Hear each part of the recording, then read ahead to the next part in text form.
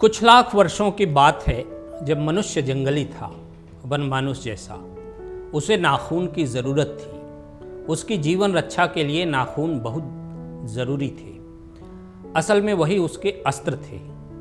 दांत भी थे, पर नाखून के बाद ही उसका स्थान था। उन दिनों उसे जूझना पड़ता था, प्रतिद्वंदियों को पछाड़ना पड़ता था। नाखून उसके लिए आवश्यक अंग था। फिर वह अपने अंग से बाहर की वस्तुओं का सहारा लेने लगा।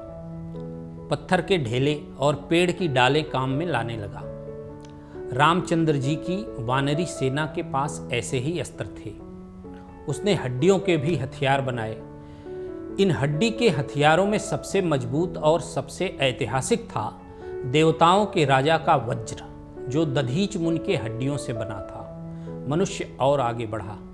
उसने धातु के हथियार बनाए।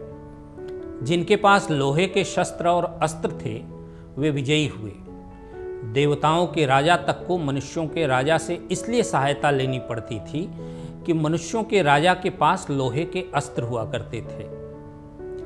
असुरों के पास अनेक विधाएं थीं, पर लोहे के अस्त्र नहीं थे, शायद घोड़े भी नहीं थे।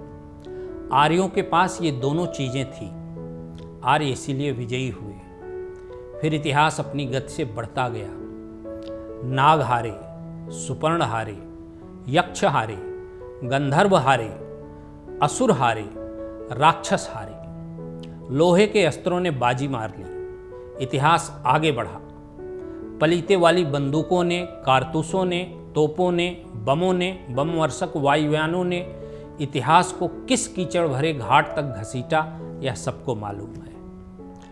नखधर मनुष्य अब भी बढ़ रहे हैं। अब भी प्रकृति मनुष्य को उसके भीतर वाले अस्त्र से वंचित नहीं कर रही है।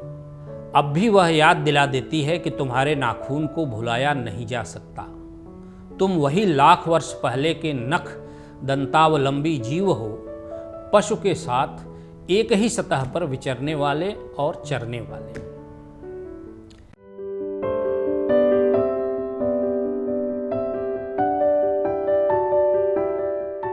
ये एक निबंध का हिस्सा है।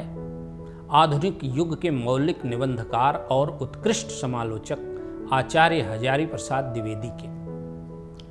निबंध का शीर्षक है नाखून क्यों बढ़ते हैं।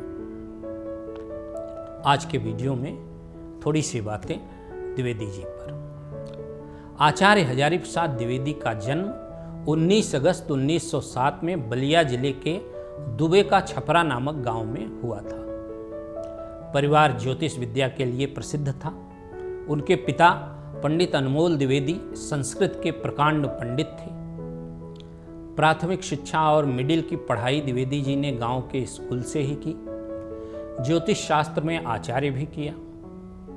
पढ़ाई समाप्त करने के बाद 8 नवंबर 1930 से द्विवेदी जी ने शांति निकेतन में हिंदी का अध्यापन प्रारंभ किया। वहाँ गुरुदेव रविंद्रनाथ ठाकुर और आचार्य क्षिति मोहन सेन के प्रभाव से साहित्य का गहन अध्ययन किया और अपना स्वतंत्र लेखन भी व्यवस्थित रूप से आरंभ किया। 20 वर्षों तक शांति निकेतन में अध्यापन के उपरांत द्विवेदी जी ने जुलाई 1950 में काशी हिंदू विश्वविद्यालय के हिंदी विभाग में प्रोफेसर और अध्यक्ष के रूप में कार्यभार ग्रहण किया। 1957 में राष्ट्रपति द्वारा पद्म भूषण की उपाधि से सम्मानित किए गए। 1973 में आलोक पर्व निबंध संग्रह के लिए उन्हें साहित्य अकादमी पुरस्कार से भी नवाजा गया। 4 फरवरी 1979 को पक्षाघात के शिकार हुए और 19 मई 1979 को ब्रेन ट्यूमर से दिल्ली में उनका निधन हो गया। आचार्य हजारी प्रसाद द्विवेदी प्रभावशाली व्यक्तित्व वाले थे। सरल स्वभाव और अपनी उदारता के लिए जाने जाते थे। अंग्रेजी, संस्कृत और बांग्ला भाषाओं के विद्वान थे। भक्तिकालीन साहित्य के भी प्रकांड विद्वान माने जाते थे। लखनऊ विश्वविद्यालय ने डीलिट की उपाधि देकर उन्हें विशेष रूप से सम्मानित किया था। द्विवेदी जी के निबंधों के विषय भारतीय संस्कृति, इतिहास, ज्योतिष, साहित्य, विविध धर्मों और संप्रदायों का विवेचन आदि है। वर्गीकरण की दृष्टि से द्विवेदी जी के निबंध दो भागों में विभाजित किए जा सकते हैं, विचारात्मक और आलोचनात्मक। विचारात्मक निबंधों की दो श्रेणियां हैं। एक प्रथम श्रेणी के निबंधों में दार्शनिक तत्वों की प्रधानता रहती है। द्वितीय श्रेणी के निबंध सामाजिक जीवन संबंधी होते हैं।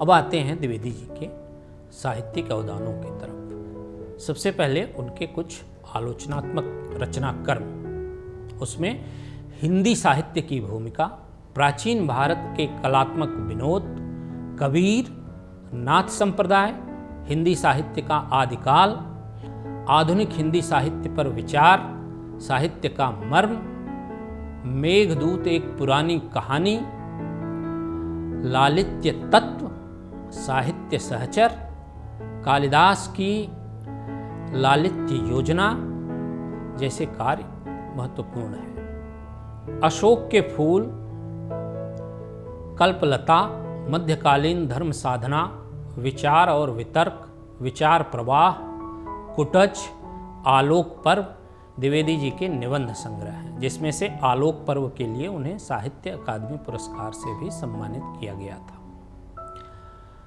बाणभट्ट की आत्मकथा, चारुचंद्र लेख, पुनर्नवा, अनामदास का पोथा द्विवेदी जी के उपन्यास हैं। आज के वीडियो में बस इतना ही। शुक्रिया।